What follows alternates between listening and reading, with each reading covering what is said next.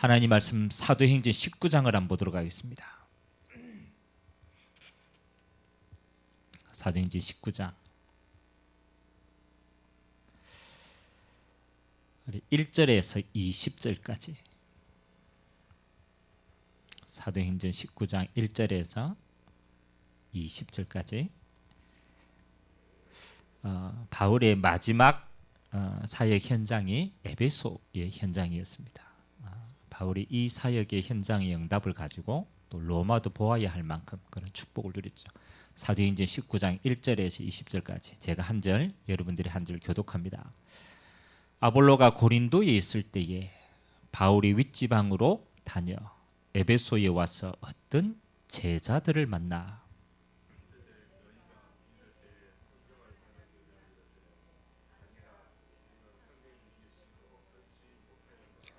바울이 이르되 그러면 너희가 무슨 세례를 받았느냐? 대답하되 요한의 세례니라.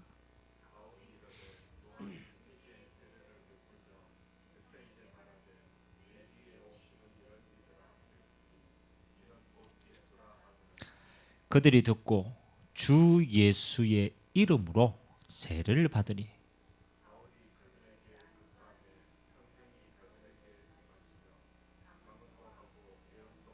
모두 12사람쯤 되니라.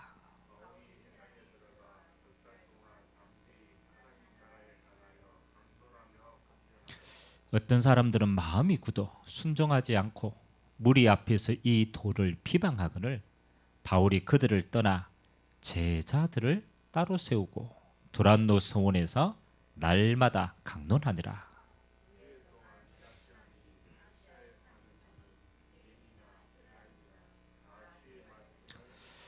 하나님이 바울의 손으로 놀라운 능력을 행하게 하시니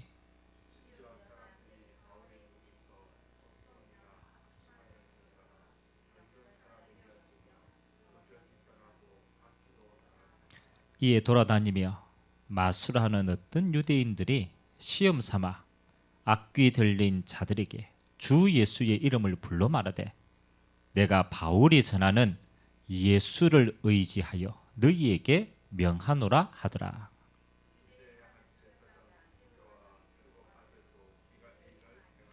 악귀가 대답하여 이르되 내가 예수도 알고 바울도 알거니와 너희는 누구냐 하며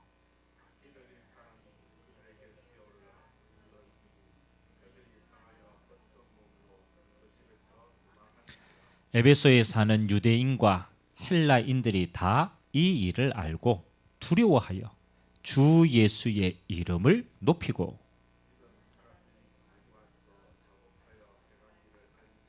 또 마술을 행하던 많은 사람이 그 책을 모아 가지고 와서 모든 사람 앞에서 불사르니 그 책값을 계산한 즉 은 5만이나 되더라. 이와 같이 주의 말씀이 힘이 있어 흥황하여 세력을 얻으니라. 아멘. 우리가 잘 아는 에베소의 오늘 중요한 사역이죠. 바울이 이제 에베소에 이 요한의 12제자를 이제 또 세우고 난 다음에 회당에 들어가죠. 그리고 그 회당에서 석 달 동안 바울이 전한 메시지의 핵심이 뭐냐? 오늘 8절에 보니까 석 달 동안 담대히 하나님 나라에 관하여 강론하며 권면하였다. 그렇죠? 하나님 나라에 관하여 강론하고 권면하였다. 메시지의 핵심이 뭐였습니까? 하나님 나라였습니다. 저와 여러분들이 여러분 예수가 그리스도임을 깨달은 믿는 자에게 주시는 가장 중요한 복음, 기쁜 소식이 이겁니다.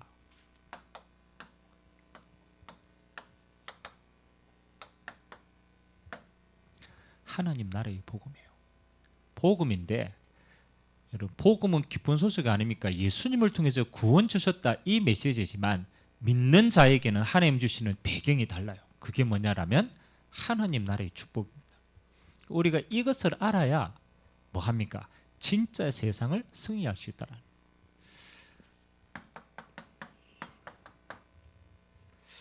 자, 우리가 지금 이제 사도행전을 통해서 그 하나님의 성령께서 어떻게 역사하시고 일하셨는가를 쭉 여정을 따라가고 있습니다. 오늘 에베소에서 일어난 일 아닙니까?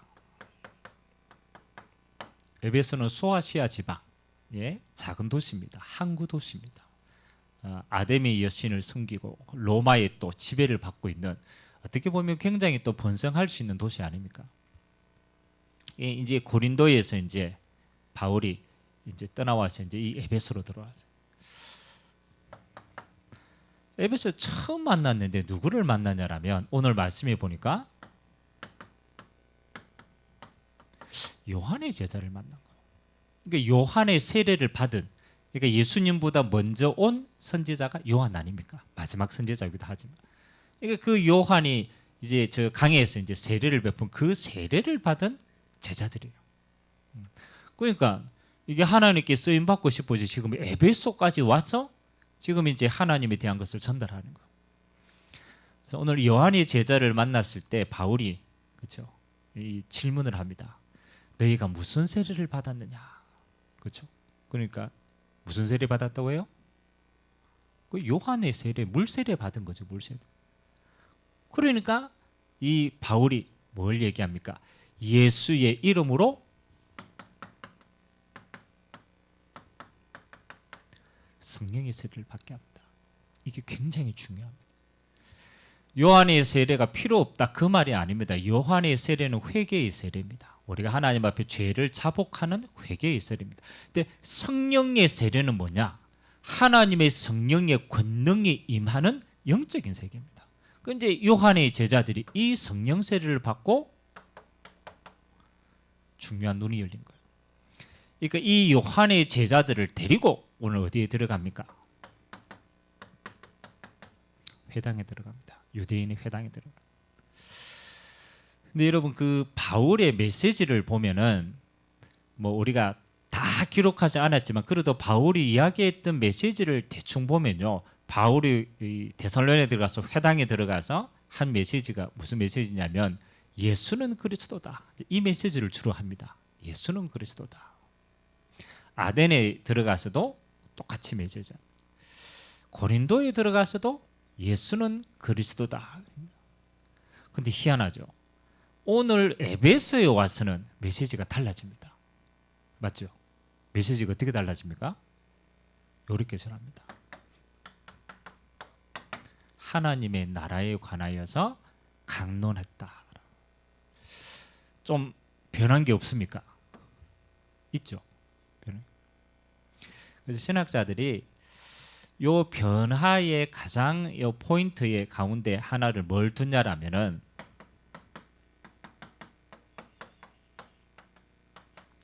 브리스가 부부의 만남을 두고 이야기를 하기도 합니다. 그럼 이 브리스가 부부는 언제적 사람입니까? 브리스가 우리 저번 주에 봤잖아요. 브리스가 부부. 그렇죠? 이 성경에 언제 가장 첫 번째 등장합니까? 그렇죠. 사도행전 2장에 뭘 체험한 사람이에요? 그렇죠. 마가다락방에서 성령의 역사를 체험한 사람이에요. 바울이 브리스가 부부를 만나서 마가다락방에 역사하셨던 성령의 역사를 전달받은 거예요. 신학자들. 그래서 요한의 제자들을 만날 때 가장 먼저 그걸 물어보는 거예요. 너희가 믿을 때 성령의 세례를 받았느냐? 그리고 그 메시지도 바뀝니다. 하나님 나라에 관하여서 강론하게 됩니다. 좀 중요한 내용들이 여기에는 포함이 되어 있어요. 그리고 하나님의 나라에 관하여서 제자들에게 2년 동안 사역하고 메시지하고 난 다음에 바울이 어떤 사역을 합니까? 그렇죠.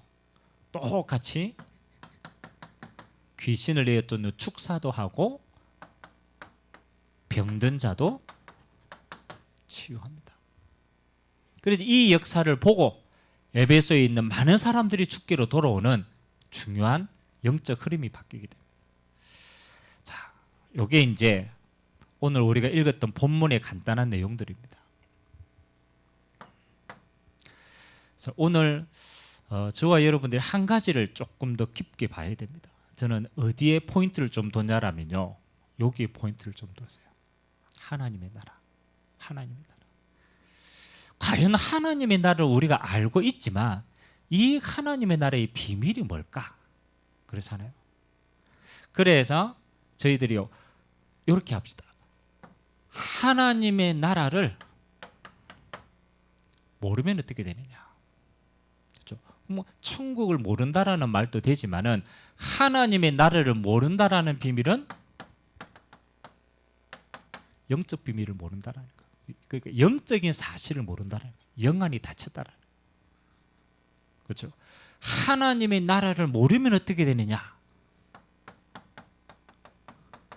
하나님이 주시는 배경을 다 잃어버리는 거예요. 진짜 중요한 축복의 배경들을 다 놓치는 거예요. 또 우리가 하나님의 나라의 이 축복을 모르면 어떻게 되느냐? 예수 믿고도 세상의 종이 될 수밖에 없는 거예요. 똑같은 세상을 사는데 모습이 이렇게 되는 거예요. 왜? 세상을 이기고 정복하는 비밀을 모르기 때문에. 이게 중요합니다. 그래도 우리가 신앙생활을 열심히 하는데 이 영적인 하나님의 나라의 비밀을 못 누리고 모르면은 육신적인 기준밖에 안 되는 거예요. 그리고 하나님이 주시는 배경을 다 놓쳐버려요. 그리고 세상 사는데 불신자하고 똑같이 경쟁하면서 살아요. 그런데 불신자보다 못해요. 위치가 총대 위치를 따라가야 돼요. 우리가 이 땅에서 열심히 사는데 뭐하고는 상관이 없느냐? 하나님 나라의 영원한 상급과는 상관없는 인생을 살아요. 그러면 이 하나님의 나라를 정말로 알고 누리려면은요, 자, 첫 번째 알아야 돼요. 세상을 보는 눈인데 그렇잖아요. 하나님의 나라를 알았다라는 건 세상을 진짜 보고 진짜를 누렸다라는 건데 첫 번째 세상을 알아야 돼요. 세상 나라가 있다. 세상 나라. 우리가 이렇게 세상 나라 이렇게 표현을 했지만 모든 불신자들과 똑같이 보는 세상이라는 기준입니다. 여러분, 세상 나라를 우리가 세상을 사는데 우리가 하나님 없이 세상을 산다라고 하면 우리에게 제일 중요한 게 뭐겠어요? 맞죠? 하나님 없이 육신의 몸만 가지고 똑같이 세상을 산다라면 우리에게 뭐가 제일 중요합니까? 그렇죠. 제일 중요하겠죠. 그러니까 예수님이 똑같이 얘기했습니다. 무엇을 먹을까? 무엇을 입을까? 무엇을 마실까? 뭐 하지 말라고? 염려하지 마라. 염려하지 마라. 이 말은 무슨 말이냐라면 우리가 하나님의 나라를 모르고 세상 나라만 알면은 우리 눈이 이렇게 바뀝니다. 그러니까 평생 고민하는 게요. 의식주 고민하고 염려하다가 세상을 마치게 됩니다. 그럼 우리가 어떻게 해서 안 그렇습니까? 이 하나님의 영원한 그 축복을 모르고 세상 나라밖에 못 보게 되었는가? 그 시작이 어떻게 됐는가? 에베소서 2장 1절부터 그래요. 거기에서 답이 나옵니다. 에베소서 2장 1절에 뭐라고 얘기합니까? 그렇죠? 중요합니다. 우리가 왜 요거밖에 모르는, 우리가 불신자도 똑같았거든. 요거밖에 몰랐거든. 근데 왜 우리가 요거밖에 모르는 삶을 살아갔는가에 대한 이유가 여기 나옵니다. 에베소서 2장 1절에 보면 허물과 죄로 죽었던 너희를 살렸다. 우리가 하나님의 형상을 가진 하나님의 자녀는요, 원래 우리는 하나님의 나라를 알고 누렸습니다. 근데 아담의 범죄로 말미암아서, 아담의 허물과 아담의 죄로 말미암아서 그 아담의 모든 후손들은 뭐 하는 거요? 허물과 죄로 죽어버렸어요. 뭐가 죽었을까요? 아니, 아담, 하나님 약속했잖아요. 네가 선악을 알고 하는 나무의 실과를 먹는 날에는 정령 죽으리라 약속했잖아요. 뭐가 죽었을까요? 죽었잖아요. 근데 안 죽었어. 나중에 육신이 죽음은 오지만 뭐가 죽었을까요? 시간이 없으니까 죽었잖아요. 뭐가 죽었냐라면 그렇잖아요. 하나님의 형상이 죽어버린 거예요. 조금 더 쉬운 말로 말하면 불신자들에게는 이렇게 얘기할 수 있죠. 영혼이 죽어버린 거예요. 조금 더 깊은 말로 말하면 영적인 사실을, 하나님의 영적인 것을 알 수 있는 눈이 닫혀버린 거예요. 죽었으니까. 그러니까 영안은 닫히고 뭐만 생겼느냐? 육안만 떠요. 그러니까 우리가 영적으로 하나님도 모르죠. 하나님 만드신 세상도 모르죠. 하나님 나라도 모르죠. 영적인 걸 싹 다 모르니까 우리의 기준이 이렇게 바뀌는 거예요. 평생의 의식주의에 묶여가지고 세상 나라 요거의 기준이 삼아서 평생을 살게 한 겁니다. 오늘 바울이 오늘 메시지를 전하는데 그 메시지를 받는 사람들은 똑같아요. 예나 지금이나 사람들은요, 요거 모르면은 평생 여기에 묶이는 거예요. 근데 의식주의에 묶이면 사람은 어떻게 되느냐? 여러분, 여기에 묶이면 사람은 어떻게 될 것 같아요? 우리의 기준이 여기만 묶여 있으면, 여기에 묶이면 여러분 인생에 만족이 있을까요? 없을까요? 한번 생각해 보세요. 우리 기준이 아무것도 없고 딱 동물과 같이 딱 요것만 기준이다. 여러분, 그 동물의 왕이라고 하는 사자는요, 사자는 배부르면 사냥할까요? 안 할까요? 안 합니다. 옆에 동물이 죽어가는데 지가 배불러. 그 본능적으로 안 하게 돼 있어요. 인간은 어떨까요? 합니다. 합니다. 왜? 욕심이 생겨요. 욕심이 생겨요. 아파트 사죠? 그렇죠? 첫 아파트 사가지고 야 좋아합니다. 근데 10평이라. 그때는 너무너무 만족했어요. 살다 보니까 어떻게 돼요? 작아. 옆집하고 비교하니까 너무 초라해. 그럼 또 평생 또 합니다. 이제 평수 늘리기 들어갑니다. 27평, 36평, 52평. 끝까지 갑니다. 만족될까요? 안 될까요? 없어요. 아무리 채워도 세상 나라의 기준으로요. 아무리 채워도 여기에는 뭐가 없느냐? 만족이 없어요. 안식이 없어요. 왜? 이걸 모르기 때문에. 그래서 세상의 나라만 아는 사람은 평생 가도요. 요게 욕심, 다른 말로 말하면 동기가 안 없어집니다. 뭘 해도 그래요. 뭘 해도 동기, 욕심이 안 없어져요. 그래서 사람에게만, 하나님의 형상을 떠난 사람에게만 오는 문제가 있어요. 영적인 문제인데 사실은 영적인 건데 그걸 모르니까 불신자들은 이렇게 표현합니다. 중독이 됩니다. 중독되기 전에 나오는 게 집착이 됩니다. 그래서 예수님이 마태복음 6장에 보면요, 예수님께서 이제 기도에 대한 설명, 영적인 걸 설명하시다가 의식주, 무엇을 마실까, 무엇을 입을까 이 얘기하시면서 그 전에 한 얘기가 있어요. 야, 너희가 하나님과 재물을 겸하여 섬길 수 없다. 그거는 재물이 필요 없다라는 말이 아니에요. 재물을 탐하게 되면 끝까지 어디에 잡히냐? 여기에 잡혀요. 그러니까 아무리 채워도 채워지지 않는 게 세상 나라입니다. 그래서 세상 나라의 기준을 가지고 이것만 기준하는 사람은 나중에 뭐요? 반드시 오게 돼 있어요. 자, 두 번째입니다. 우리는 눈에 보이는 세상 나라만 있는 줄 알았어. 그렇잖아요. 그러니까 눈에 보이는 걸로 다 계산할 줄만 알았는데 사실은 눈에 보이는 걸로 세상이 다 안 맞아. 그래서 더 깊이 들어가 보니까 또 다른 나라가 있어요. 그게 어떤 나라입니까? 하나님 나라인데 반대 나라가 있어요. 세상 나라가 눈에 보이는 게 다라고 생각했는데 그 뒷면에 다른 나라가 있다라는 거죠. 그게 사단의 나라.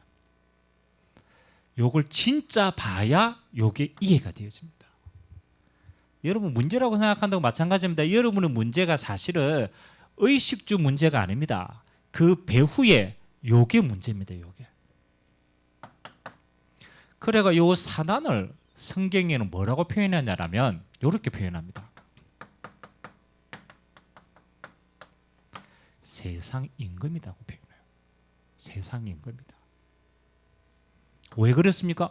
요 세상을, 하나님을 떠난 요 세상을 다스리는 사람. 다스리는.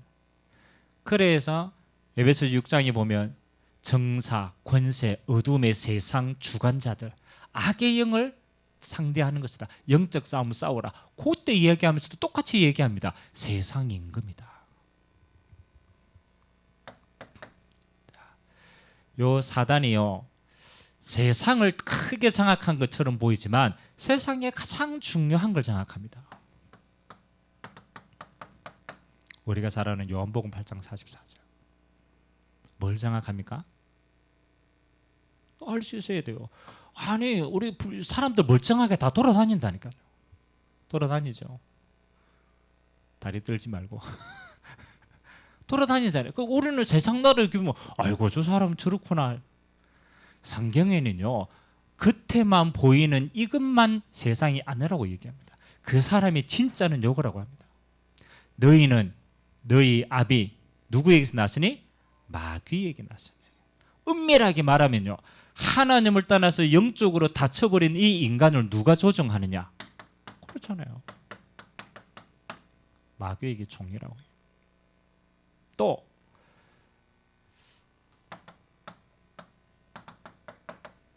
사도행전 8장 4절에서 8절에는 이 빌립이 사마리아 성에 가서 복음을 전하는 장면이 나옵니다. 복음을 전합니다.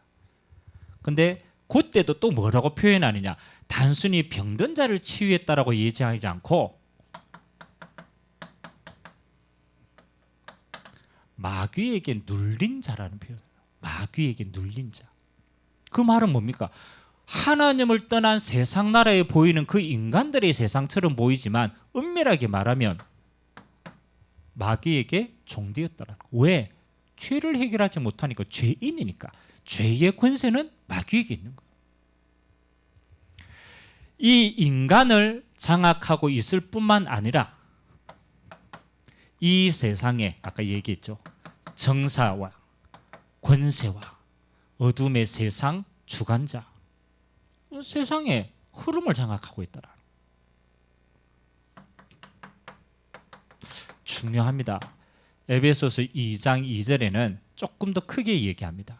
뭘 얘기합니까? 공중 권세를 잡았다. 이렇게 표현합니다. 그 성경이요, 가장 중요할 때 뭘 설명합니까? 예수님도 똑같습니다. 바울도 똑같아요. 이 하나님의 나라의 복음의 비밀을 아는 자는요, 똑바로 봤습니다. 눈에 보이는 세상, 이게 전부가 아니다. 그 배경에는 사단의 나라 영적 배경이 있는 것이다. 사실은 여기에 잡혀 있는 거고, 세상도 여기에 잡혀 있는 거고, 공중 권세에 잡혀 있는 것이다. 그래서 불신자들은요, 내가 잡혀 있다 이거를 설명을 할 수가 없어. 잡혀는 있는데 뭔지 모르는데 설명할 수 없어. 그래서 불신자들이 사용하는 단어가 있어요. 인정하지 않지만 어느 순간에 인정하게 되면 이 단어를 사용합니다. 그 단어가 뭘까요? 자기가 잡혀있다 이걸 말을 할 수는 없잖아. 모르니까. 근데 어느 순간에 깨닫게 된단 말이야. 뭘 해도 안 되고 열심히 해도 안 되고 뭔가 자기에게 있단 말이지. 그렇지. 그래가 나온 단어가 destiny, 운명. 뭔지는 모르는데 내 인생이 뭔가 테두리 아래에 잡혀 있더라. 그래서 우리 동양에서는 이걸 조금 더 과학적으로 풀었어. 맞죠? 뭔가 잡혀 있는데 이게 뭔가 이렇게 통계를 내보니까 이런 시와 이런 기둥과 이런 거 다 관계가 있는데 그게 있다. 그래서 나온 단어가 사주팔자예요. 사주팔자. 연구해 보시면 승리학의 기본입니다. 음양 그리고 네 가지 수 나와 있어요. 사주팔자. 그렇잖아요. 멀쩡한 인간인데 똑같이 그냥 살아가는 육신의 인간인데 그 인간에게 태어날 때부터 정해진 인생이라. 아무리 몸부림쳐도 안 돼. 무속인 집안에 가면 너는 사주팔자가 이래. 너는 조상 대대로 내려온 게 업보가 이래. 그래야 달려야 돼. 뭔가 해야 돼. 못 빠져나옵니다. 분명. 이건 불신자 용어입니다. 불신자 용어. 여러분, 불신자들은요, 이 속에서 살았기 때문에 금방 알아들어요. 금방 알아들어요. 얼마 전에도 그 연예인 가운데 무속인 연예인들 지금 계속 되고 있거든요. 옛날에 압니까? 박철이라는 탤런트 압니까? 살 좀 뚱뚱하게 뛰고 좀 있어요. 요즘 텔레비전 잘 안 나오는데 얼마 전에 그 사람 신 받았어요. 신 받아가지고 지금 무속인 생활하고 해요. 주로 우리가 끼 있는 사람들이 주로 그쪽으로 많이 가더라고요. 영적으로. 여러분 설명할 수 있습니까? 세상은 과학적으로 세상적으로는 다 그렇잖아요. 요게 다라고 생각합니다. 이거 눈에 보이는 세상이 다지 뭐. 과학적으로 증명할 수 있는 게 다지 뭐. 요것만 아는 사람은요, 세상을요 아주 한쪽밖에 모르는 거예요. 이걸 알아야 돼요. 그래야 왜 우리가 예배를 참석하고 예수를 믿고 하나님 나라의 비밀을 이게 왜 중요하냐라면은 요게 있기 때문에 중요한 거예요. 마지막 세 번째입니다. 그래서 믿는 우리에게 주시는 하나님이 제일 중요한 비밀이 뭐냐? 오늘 바울이 회당에서요 거침없이 이 이야기합니다. 하나님 나라에 대해서 강론하며 고민했다. 굉장히 중요한 메시지입니다. 자, 그러고 난 다음에 우리가 이제 앞으로 제가 이 메시지를 조금 깊이 할 건데, 하나님의 나라, 이 영적 비밀을 이야기할 텐데요. 예수님이 오셔가지고 가장 첫 번째 한 메시지가 뭐였을까요? 예수님이 땅에 와서 공생애를 시작하면서 이제 본격적으로 이제 전해야 되겠다. 이래서 예수님이 가장 첫 번째 한 메시지가 있어요. 뭘까요? 마태복음 4장에 보면 나옵니다. 마태복음 4장 찾아볼까요? 17절.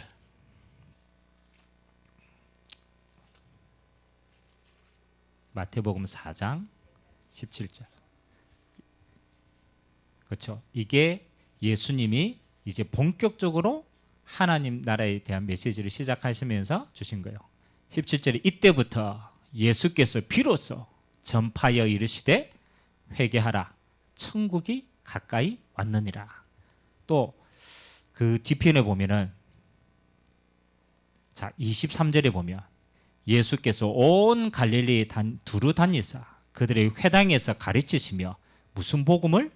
천국 복음을 전파하시며. 천국 복음이 뭡니까? 하나님 나라의 복음이라. 천국 복음을 전파하셨다. 그리고 회개하라, 천국이 가까이 왔다. 예수님의 중요한 메시지의 키가 이거였습니다.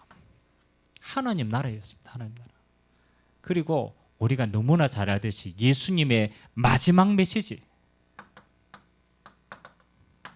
사도행전 1장 3절 맞잖아요. 감난산에서 예수님의 마지막 메시지가 뭐였어요? 그렇죠. 40일 동안 하나님 나라의 일을 말씀하셨다. 이건 얼마나 중요합니까? 그래서 근데 사실은 우리가 누리고 우리가 기도하고 우리가 해야 될 모든 응답은 다 여기 있거든요. 이것 때문에 우리가 신앙생활을 한단 말이에요. 근데 우리가 이거를 더 깊게 자세히 모르면은 우리의 사실은 신앙생활이 저렇게 되는 거예요. 세상에 종되는 것밖에 안 되는 거예요. 진짜 모르면. 자, 그러면은 사단의 나라 우리가 얘기했잖아요. 이 죄악된 세상의 개인도 정사와 권세도 공중 권세도 운명도 사단이 장악하고 있어요.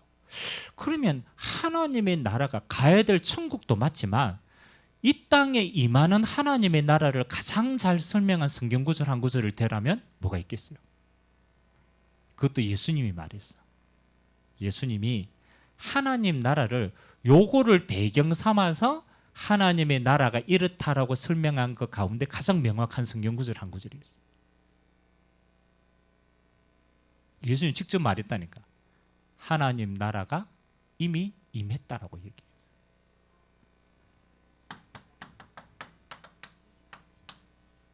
마태복음 12장 28절. 아유, 양권사님이 좀 성경 연구를 많이 하신다. 이 마태복음 12장의 말씀의 배경은 어떠냐면 예수님이 귀신을 쫓아내니까 그렇잖아요. 귀신을 쫓아내니까 이 바리새인들이요 이렇게 덮으시는 거예요. 야, 저 예수 봐라. 귀신의 왕 바알세불을 힘입어 가지고 저 귀신 쫓아내는 거 아니냐. 그러니까 예수님이 너무 열받아 가지고 하시는 메시지입니다. 마태복음 12장 28절. 자, 찾았으면 한번 읽어봅시다. 시작.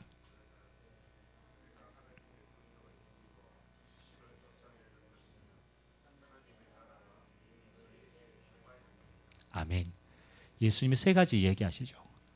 내가 하나님의 능력을 힘입어 성령을 힘입어 그리고 귀신을 쫓아내는 것이면 하나님의 나라가 이미 임하였느니라.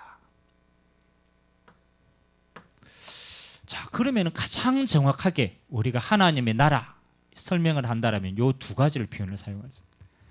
귀신이 떠나가는 것이라는 말은 뭡니까? 사단이 장악하고 있는 요 세상에, 그렇잖아요. 요 세상에 장악하고 있는 요 사단이 떠나가야 돼. 근데 요 사단이 떠나가는 유일한 방법은 하나밖에 없어. 하나님의 성령이 임하셔야 되는 거예요. 그래서 하나님의 성령에 힘입어서 귀신이 떠나가면 그곳이 바로 뭐다? 하나님의 나라가 이미 임한 것이다. 이해가 됩니까? 그래서 우리가 이 두 가지를 얘기하는 거예요. 사단의 나라를 알고 하나님의 나라를 알아야 뭐가? 세상 나라에 하나님의 나라가 임하는 게 뭔가를 알게 된다는 거예요. 제일 정확합니다. 자, 그리고 이 배경을 두고 이제 한번 보세요. 하나님의 나라의 배경을 두고 예수님의 마지막 부활 메시지를 말해야 돼요. 마태복음 28장 18절에서 20절 이제 부활 메시지 끝 아닙니까? 부활하신 예수님께서 이제 감난산에서 제자들에게 나타났습니다. 그리고 난 다음에 가장 첫 번째 주신 메시지가 18절입니다. 예수님이 부활하셔가지고 이제 하늘나라로 가야 돼. 가기 전에 예수님 마지막 제자들에게 명령하는 겁니다. 우리는 주로 이것만 알고 있지. 너희는 가서 모든 족속으로 제자 삼아라. 근데 그거보다 더 중요한 게 그 전의 메시지입니다. 18절 메시지가 중요해요. 18절은 뭐라고 얘기했어요? 하늘과 땅의 모든 권세를 내게 주셨다. 그러므로 너희는 가서라고 얘기합니다. 굉장히 중요합니다. 너희는 무조건 가라라고 얘기하지 않았어요. 무조건 가면 망하는데 뭐. 그 얘기가 아닙니다. 하늘의 권세와 땅의 권세를 누구에게 주다? 예수님께 주셨는 거라. 그래서 너희가 내 이름으로 그 응답을 가지고 가라는 거라. 하늘의 권세, 땅의 권세. 이게 중요합니다. 이거 가지고 가야 돼요. 그럼 여러분 하늘의 권세는 뭡니까? 하늘의 권세. 하늘의 권세. 그렇잖아요. 하늘의 권세를 이미 얻었는데 하늘의 권세는 뭡니까? 보좌의 권능입니다. 하나님이 보좌에서 일하시는데 조금 더 세밀하게 말한다라면 하나님이 일하시는 방법이 하나가 있어요. 그게 바로 천사를 동원하는 거예요. 그래서 너희가 예수 이름으로 기도할 때 하나님이 보좌에서 기도 응답을 누구를 통해 주십니까? 천사를 통해 주십니다. 천사를 통해. 그래서 하나님 나라의 일을 이루어 갈 수 있도록 천사가 움직입니다. 그래서 히브리서 1장 14절에 보면 하나님이 구원받은 후사들에게 도우라고 하나님의 천사를 보내십니다. 하나님 나라에서 임하는 거예요. 그럼 땅의 권세는 뭡니까? 땅의 권세. 하늘의 권세는 하나님 보좌에서 임하는 이 축복을 누릴 수 있도록 배경을 바꾸신 거죠. 땅의 권세는.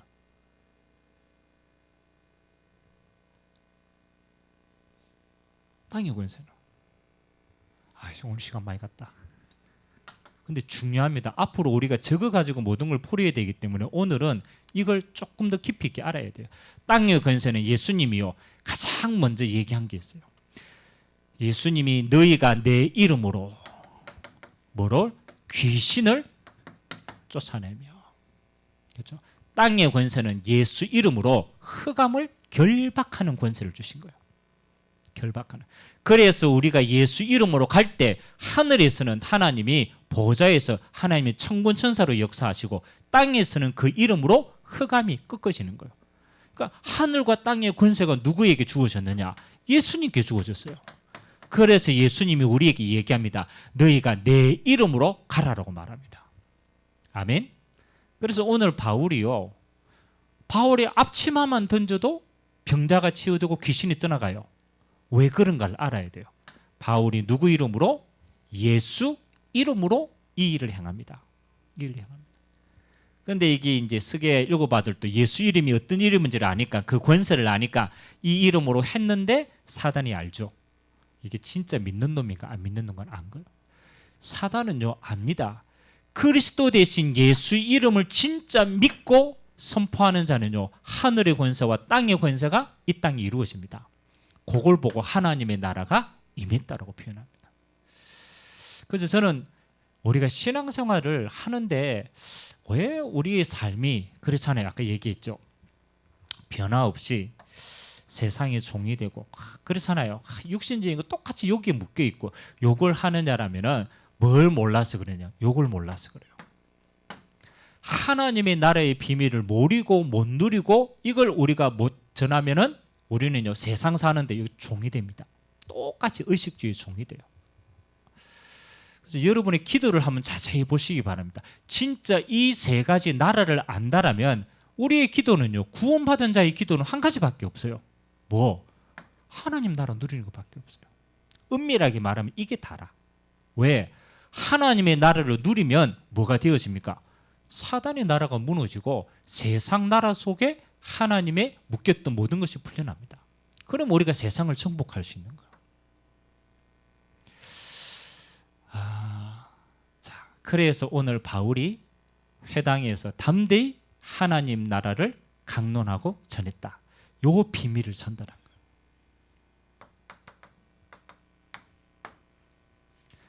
자, 그러면은 이거 이제 앞으로 이제 요걸 조금 더 깊이 있게 앞으로 이제 계속 메시지를 좀 하려고 합니다. 하나님의 나라. 오늘은 세 가지 나라를 비교해 가면서 알아야 왜 이게 중요한가를 우리가 아는 시간표입니다.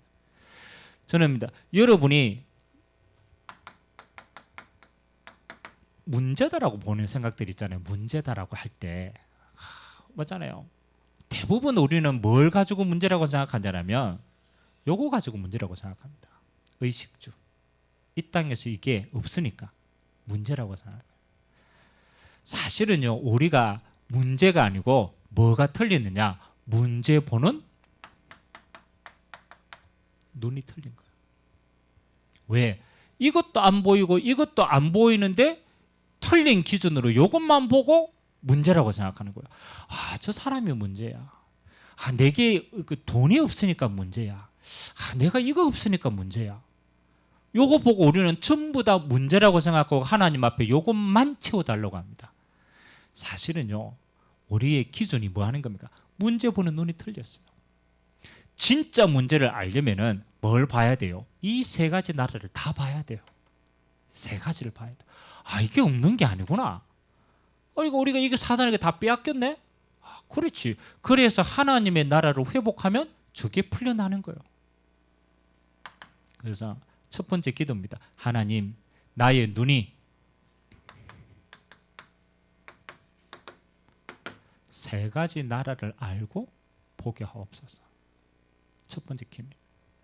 모든 게 다 대입이 됩니다. 모든 게 다 됩니다. 여러분이 원망하는 사람이 있잖아요. 일하는데 절대로 안 바뀌는 사람이 있어. 저 사람은 왜 저럴까? 그렇죠. 정말로 골 때리는 사람이 있어. 어떻게 봐야 돼요? 세상 나라만 보면 어떻게 이해됩니까? 그렇죠. 내가 세상 나라만 보면 아이고 저 사람은 왜 저래? 안 맞아. 안 맞아. 도저히 내 기준으로 이해가 안 돼. 왜? 세상 나라만 봤어. 뭘 봐야 돼요? 사단의 나라를 봐야 돼요. 저 사람이 가정 가문에 이미 오래된 영적인 게 묶여 있는 거구나. 저 사람이 생각이 저런 게 아니고 생각이 묶여 있구나. 그게 운명입니다. 운명. 그래서 저 사람도 자기 생각을 어떻게 할 수가 없어. 왜? 묶였기 때문에. 자기도 못 빠져나옵니다. 그렇잖아요. 우리는 이걸 안 보고 이것만 보면요, 말해도 안 되고 뭘 해도 안 돼요. 왜 안 바뀌냐고 하면 안 바뀌는 게 아니죠. 이걸 못 봤기 때문에. 그래 진짜 이걸 본 사람은 말하지 않습니다. 뭘 두고 기도합니까? 이거 두고 기도해야 돼요. 하나님의 나라가 이 사람에게 임해야 돼요. 하나님의 성령께서 임해야 돼요. 그래야 흑암이 무너지고 이 사람의 묶였던 게 풀려나는 거예요. 이해가 됩니까? 모든 게 다 적용이 됩니다. 경제 마찬가지입니다. 경제, 흑암 경제가 묶고 있어요. 묶고 있어요. 근데 그렇잖아요. 하나님의 빛의 경제는 따로 있어요. 성령의 역사하시는 응답의 경제는 따로 있어요. 그러니까 하나님의 나라를 이루는 경제를 두고 기도해야 세상 나라의 경제가 흐름이 바뀌게 돼요. 여기는요, 가정도 다 포함이 되어 있어요. 여러분의 가정에 눈에 보이는 문제 있잖아요. 갈등 있잖아요. 아닙니다. 여러분의 가문의 오래된 영적인 문제라. 그게 안 보이면 여러분 가정이 진짜 안 보이는 거예요. 그래서 사람 이전에 하나님의 나라를 두고 기도하셔야 돼요. 그래서 가장 첫 번째 정답은 저는 이거라고 생각합니다. 문제가 아니구나. 내가 지금 문제 보는 눈이 없구나. 불신자와 똑같은 것을 보고 있고 불신자와 똑같이 판단하고 있구나. 세 가지 나라가 안 보이는 거야. 저는 이게 응답이라고 생각합니다. 여러분이 이 세 가지 나라로 봐야 뭐 보이냐? 진짜 문제가 보여요. 진짜 문제가 보여야 진짜 답이 찾는다는 거예요. 두 번째는 여러분이 이걸 보고 바울이 회당에서 이 이야기를 했어요. 그 말이 뭡니까? 그렇죠? 이 메시지가, 이 복음의 눈이 가장 언제부터 들어가야 되느냐? 렘넌트 때 들어가야 돼요. 그러니까 어렸을 때 분별을 해야 돼요. 우리 후대들이요, 사실은 학교에서 뭐만 배웁니까? 요것만 배웁니다. 야, 돈만 벌면 돼. 그렇죠? 요것만 잘하면 니 다 세상에서 성공하면 돼. 전부 눈에 보이는 것 중심으로 다 이야기합니다. 근데 진짜 문제는요, 여기서 문제 오는 게 아니에요. 여기서 문제 온다니까요. 어느 날 영적으로 잡히면 아무도 안 가르쳐 줍니다. 그래서 하나님이 하나님의 나라, 이게 임하도록 기도해야 되는 거예요. 그래서 우리가 지금 이 시대를 연 거예요. 금토일 시대는 그냥이 아닙니다. 세상은요 24시간 계속 욕을 합니다. 알고 보니까 이걸로 각인되는 거라. 사단이 정말로 이걸로 각인시킵니다. 우리 기도 제목입니다. 하나님, 어려서부터 뭐 하는 겁니까? 그렇죠. 올바른 나라를 알고 분별할 수 있는 렘넌트가 돼요. 집중입니다. 그래서 우리는 이 응답을 어디에 전달해야 됩니까? 그렇죠. 세 가지 뜰의 응답을 두기도 합니다. 하나님, 이 복음이 이방인들에게도 하나님 치유할 수 있는 복음으로 우리 후대들에게 전달되는 세 가지 뜰의 응답. 그래서 제가 6월달 우리의 큰 방향을 저는 이렇게 좀 정했습니다. 우리가 이 세 가지 나라를 안다라면 우리에게 필요한 건 뭐냐? 여러분, 이 비밀을 아는 사람은요, 하나님 앞에 꼭 한 가지를 하게 되어 있어요. 사도행전 1장 3절에 그렇잖아요. 하나님 나라에 관해서 얘기하고 난 다음에 예수님께서 제자들에게 당부한 게 한 가지가 있어요. 그게 뭐인지 압니까? 너희는 예루살렘을 떠나지 말고 아버지께서 약속하신 것이 임할 때까지 기다리라. 그리고 사도행전 1장 8절에 오직 성령이 너희에게 임하시면 권능 받고 땅끝까지 증인되겠다. 그리고 그들이 마가다락방에서 요 하나님의 나라의 메시지만 딱 잡고 오직 기도하기 힘씁니다. 그래 하나님의 성령 역사하고 하나님 나라가 임하니까 그때부터 모든 문이 다 열리는 거예요. 야, 그렇다면 우리가 하나님 앞에 할 수 있는 건 하나밖에 없다. 집중이다, 집중. 집중이다. 여러분 진짜입니다. 하나님 앞에 우리가 이게 깨달아지는 사람은요, 하나밖에 할 수가 없어요. 하나님의 나라, 성령께서 임하실 때까지 집중하는 거예요. 여러분, 개인 집중. 그래서 좀 새벽 시간, 저녁 시간, 우리가 좀 이 하나님의 나라에 대한 메시지를 두고 제가 6월 달에는 좀 집중의 시간들을 여러분 가질 수 있도록 하려고.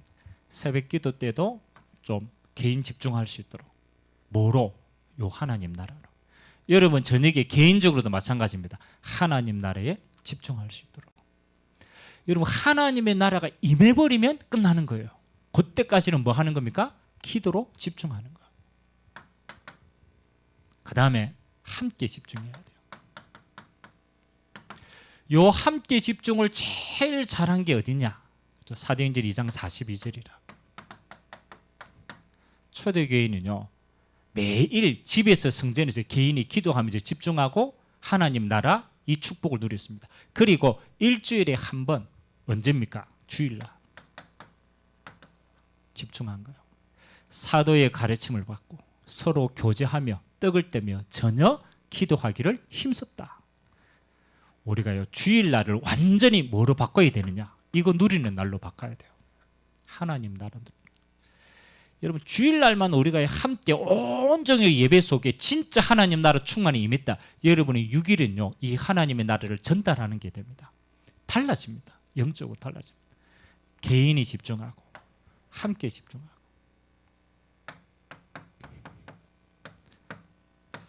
여러분이 기관별로도 하세요. 여러분 기관별로도 우리의 기관이 하나님의 나라를 두고 우리는 어떻게 기도하겠다. 남전도에 이르면 남전도의 현장이 있잖아요.